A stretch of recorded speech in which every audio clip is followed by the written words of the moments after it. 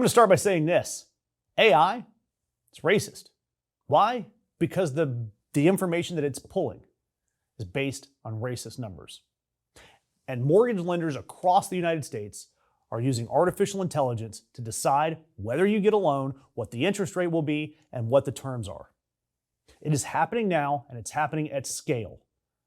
And it's happening in decisions that determine whether or not your family can buy and afford a home, whether or not your family can build generational wealth. And these AI systems are trained on historical data. And if you know anything about historical data in American housing, it has about a century of documented systemic racism and racial discrimination, racial redlining, restrictive covenants, discriminatory appraisals, predatory lending targeted at communities of color. When you train AI on that racist history, the AI learns the patterns. And it learns the patterns in that history, and it includes which zip codes got loans and which ones didn't. AI doesn't improve, it just perpetuates the discrimination without anyone having to consciously choose to discriminate. The algorithm is doing the redlining. The legal tool that was built specifically to address this, discrimination that happens through facially neutral policies that produce discriminatory outcomes, is called disparate impact liability.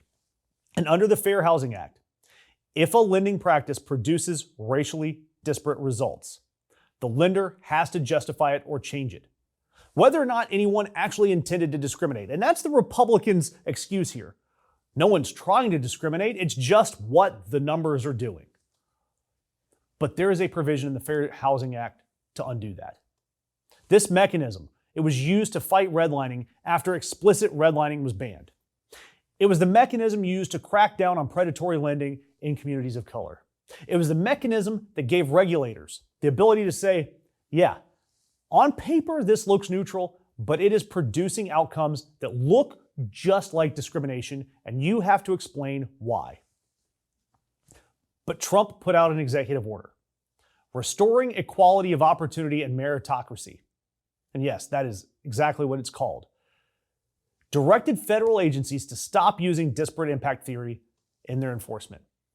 The HUD Secretary, Scott Turner, he announced plans to end the agency's use of the disparate impact standard in fair housing enforcement and send it, in his words, to the ash heap of history. Politico, they did some reporting on this, and they did reporting on how housing lenders are now actively restructuring their AI systems and their lending practices in light of this change. Because if the government isn't going to enforce disparate impact, there now is a financial incentive to keep discriminatory AI outcomes in place. Why would you audit your algorithm for racial bias if no one is going to come looking? Audits cost money. Discrimination, it's profitable. And look, the Trump family, they have a documented history with housing discrimination. It goes all the way back to the 1970s. You remember the DOJ, they sued Donald Trump and his father for racially discriminatory practices at Trump Village in Brooklyn. Applications from people of color had a literal C written on them for colored. 50 years later, his administration is still doing it. This time through AI, they're dismantling the legal framework that evolved specifically to prevent that kind of discrimination that he and his father did in the 70s from ever happening again, from hiding behind neutral sounding policies and algorithms, their decision making. Sure, AI is not going to write C for colored on the application. It's simply going to deny the loan and cover it up to make it look neutral. And without the disparate impact enforcement, no one will have to explain why. Do me a favor. Stories like this, the mainstream media is not pushing it, and the algorithm doesn't want to push it. So we need you to help. The way you can do that is engage with us in the comments by hitting that subscribe button, by hitting the like button. All of that matters.